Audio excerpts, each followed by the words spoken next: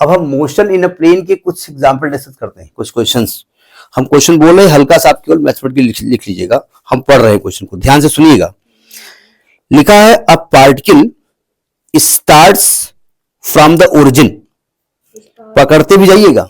A particle starts from the origin and the component, मतलब साफ साफ पढ़ने से दिख रहा है कि ओरिजिन से स्टार्ट हो रहा है, यानी उसकी जो इनिशियल पोजीशन है उसमें एक्स कोऑर्डिनेट क्या है 0 और वाई कोऑर्डिनेट क्या है 0, और चूंकि वहां से स्टार्ट हो रहा है तो टाइम भी 0 है।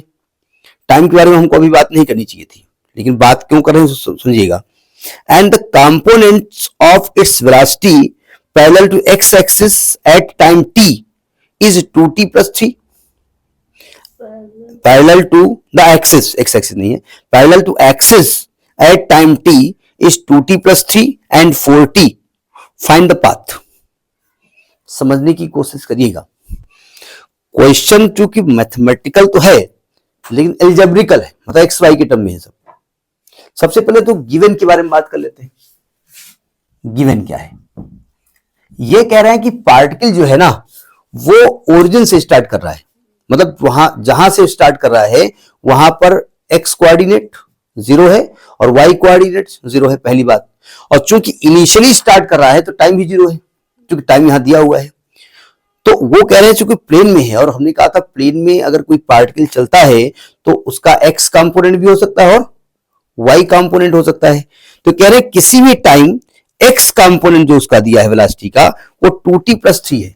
एक्स कंपोनेंट को आप एक्स डॉट लिख सकते हैं ना, एक्स डॉट दिया है 2t plus 3, और y कंपोनेंट जो दिया है y डॉट वो दिया है 4t, y डॉट दिया है वो 4t है। और आपसे कह रहे हैं कि पाथ उसका निकालिए। एक्चुअली पाथ का मतलब आपको relation between x and y निकालना पड़ेगा, relation between x and y निकालना है। कुल मिलाकर ये है लफड़ा है। तो क्वेश्चन सुन में कहीं क्या रहा हो, x और y के बीच में एक मूसर बना हुआ है t को हटाना पड़ेगा, सावधान। अब देखो सोल्यूशन निकालते हैं। आपको दिया गया है x dot is equal to 2t plus 3, मतलब इसको लिखेंगे dx by dt is equal to 2t plus 3। अगर मुझे x निकालना है तो इसको इंटीग्रेट करना पड़ेगा, डिफरेंशियल इक्वेशन है ये एक तरीके से। तो dx बराबर 2t plus 3 dt, और इसको इंटीग्रेट कर दो। कोई दिक्कत? हमने कोई लिमिट नहीं रखी है, हम चाहें और ज्यादा हाई फाई मैथमेटिक्स लगाते लिमिट रख सकते हैं यहाँ पर। ठीक है, डॉट है भाई, ये इंक नहीं चुई है, ध्यान रखना। हाँ, इंक पता चला कि कहीं पर चीटिंग कर रहे हैं, ये इंक चुई है कि क्या है, तो कुछ लोग समझेंगे इंक चुई होगी। मतलब अगर किसी को बता दिया जाए, कोई पढ़ा लिखा ना हो, पढ़ा लिखा तो ऐसा पढ़ा लिखा नहीं, तो उसने कोई किताब नहीं खरीदी और एग्जाम देने गया और यहाँ पर ऐसे रखा हो तो समझ जाएगा कि ऐसे क्यों रखा है, गलती से कहीं इंक चू गई है। वो यहाँ कहाँ वो पॉइंट लगेगा, यहाँ कोई पॉइंट होता है, कोई पॉइंट होता है। अच्छा, इसको इंटीग्रेट करो तो x बराबर क्या आएगा 2t square upon 2 plus 3t, और जब आप इंटीग्रेट करेंगे तो एक कांस्टेंट ऑफ इंटीग्रेशन आएगा। हम चाहें तो लिमिट लगा सकते हैं, अभी हम बताएंगे लिमिट कैसे लगाएंगे, लेकिन लगाइएगा नहीं। अब यानी कि x बराबर आ गया 2t square plus 3t, sorry 2 cut गया है, t square plus 3t plus c1। ये क्वेश्चन नंबर 1 हो गया। अब आपको कांस्टेंट निकालना पड़ेगा। जितने भी फिजिक्स के प्रूफ करेंगे, जहां भी इंटीग्रेट करेंगे वहां पर एक कांस्टेंट आएगा। कांस्टेंट निकालने के लिए आपको इनिशियल कंडीशन लगानी पड़ती है हमेशा। वो कंडीशन जो आपको मालूम होती है उसे इनिशियल कंडीशन कहते हैं, और कहीं कहीं पर बाउंड्री कंडीशन लिखी होती है। तो हम लिखेंगे applying initial condition, applying initial condition, initial condition.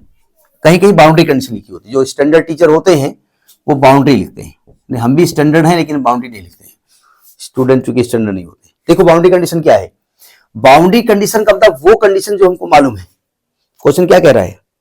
Question कह रहा है कि पार्टिकल ओरिजिन से स्टार्ट हो रहा है, यानी कि जब स्टार्टिंग के बारे में बात करेंगे when t is equal to 0 then x is equal to 0, होगा नहीं होगा? तो बाई इक्वेशन 1 एक t का मान रखो 0, x का मान रखो 0, तो c1 का मान 0 हो जाएगा। सो इक्वेशन 1 बिकम्स x बराबर t स्क्वायर प्लस 3t, ये बन गया। ठीक है, ये x का रिलेशन आ गया। ठीक, इसको हम यहां ऊपर लिखे दे रहे हैं क्योंकि हमें जरूरत पड़ेगी कि क्वेश्चन नंबर इसको 2 डाल दो। समझ में बात आ रही है? हमको करना क्या है, ये x बराबर आ गया है टी स्क्वायर प्लस 3t, ये क्वेश्चन नंबर 2 है। हो गया।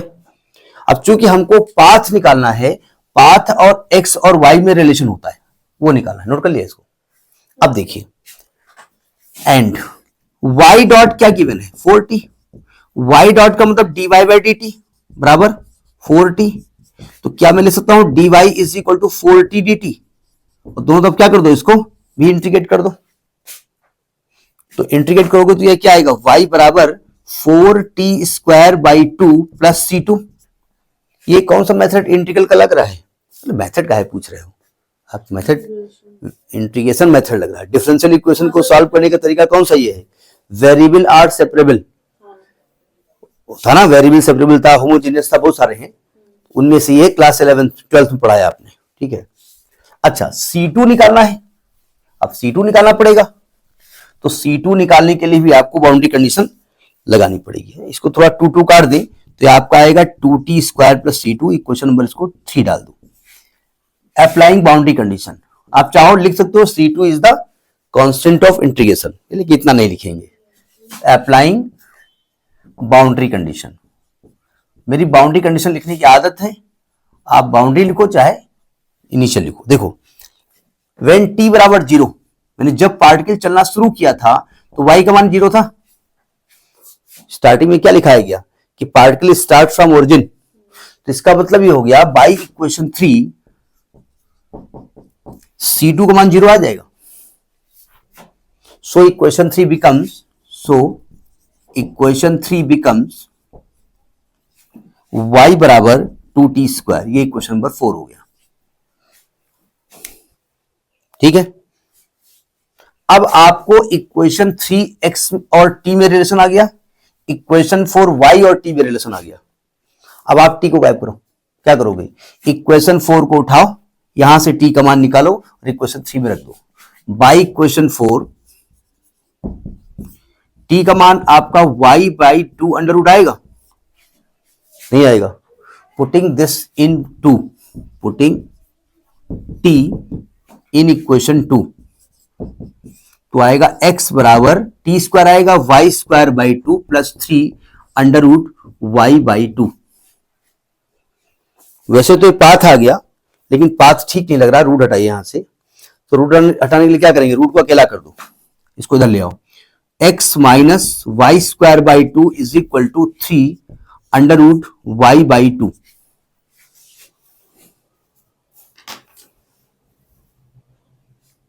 एक मिनट रुकिए जरा, ये वाई स्क्वायर कहां से आ गया, y बाई 2 आएगा ना, वही मैं देख रहा था वाई स्क्वायर कहां से आ गया। बोले आप बड़े इंटेलिजेंट हो ना। अब क्या करेंगे, दोनों तरफ क्या कर दें आप, स्क्वायरिंग कर दें। इधर क्या आएगा, X square plus Y square by 4 minus X Y is equal to 3y by 2। Root हट जाएगा यहाँ पर, या 9 आएगा, अंडर रूट y बाई 2 है ना, तो जहां स्क्वायर वहां रूट हट गया, जहां स्क्वायर नहीं वहां रूट लग गया, स्क्वायरिंग कर दिया। अब सबको एक तरफ ट्रांसफर करो और जो इक्वेशन आ रही है उसको लिख दो। और लिखने के बाद अगर आप उस कर्व का नाम जानते हैं तो लिख दो, नहीं जानते हैं तो ऐसे ही काम चल जाएगा। देखो ध्यान से, 4 ले लीजिए एलसीएम, तो यहां क्या आ जाएगा, 4x square plus Y square minus 4xy is equal to 9y by 2। अब जो ध्यान से समझिएगा, अपान 4 आएगा ना, इन 4 से 2 कट जाएगा, तो आएगा 4x square plus Y square minus 4xy is equal to 18y, यानी कि 4x square plus Y square minus 4xy minus 18y बराबर 0। ये आपका पाथ हो गया। अब अगर आप पहचानते हैं इक्वेशन को तो अलग की बात है, जो कि पहचानते तो आप है नहीं, तो आप लिखेंगे दिस इज द पाथ। मैं आपको पहचानवा देता हूं थोड़ा सा, ठीक है। कभी कभी आपसे नाम पूछ सकते हैं आपसे कि आप पाथ का नाम लिखिए, तो मैं इस इक्वेशन को लिख के पहचानवा देता हूं। इसी को पहचानवाएंगे, मतलब पूरी मैथमेटिक्स इसी में चली जाएगी, ये पूरा टॉपिक। देखो इसको पहचानने का तरीका हम बता देते हैं, क्योंकि आपसे वो पूछ सकते हैं कि recognise the path and give the name of the path. वैसे दिस इज द पाथ। देखो हमेशा ध्यान रखिएगा, अगर कोई सेकेंड डिग्री का एक क्वेश्चन आता है जो कि क्लास बीएससी सेमेस्टर 2 में इसको डिस्कस किया गया है, अब आपको कितना पढ़ाया गया हमको नहीं मालूम कि बताया गया होगा, हम ही नहीं बताया। अगर कोई भी क्वाड्रेटिक इक्वेशन ऐसी लिखी हो ax square plus by square plus 2hxy plus 2gx plus 2fy plus c बराबर 0, कोई भी क्वाड्रेटिक इक्वेशन ऐसी लिखी हो, तो ये अलग अलग कंडीशन को फॉलो करती हुई ये दो लाइन को रिप्रेजेंट करती है, ये पैराबोला को करती है, ये एलिप्स को करती है, ये हाइपरबोला को कर सकती है, ये सर्कल कर सकती है। ठीक है, तो उसके लिए बताया यह गया था कि ABC plus 2FGH minus AF square minus BG square minus CH square 0 कर दीजिए। ये करना नहीं है इसमें, फिर पहचानवा रहा हूं मैं। ठीक है, अगर ये 0 आ जाता है तो ये एक स्ट्रेट लाइन को रिप्रेजेंट करेगी। क्या करेगी? स्ट्रेट लाइन को रिप्रेजेंट करेगी। Two straight line, pair of straight line, pair of straight line, pair of.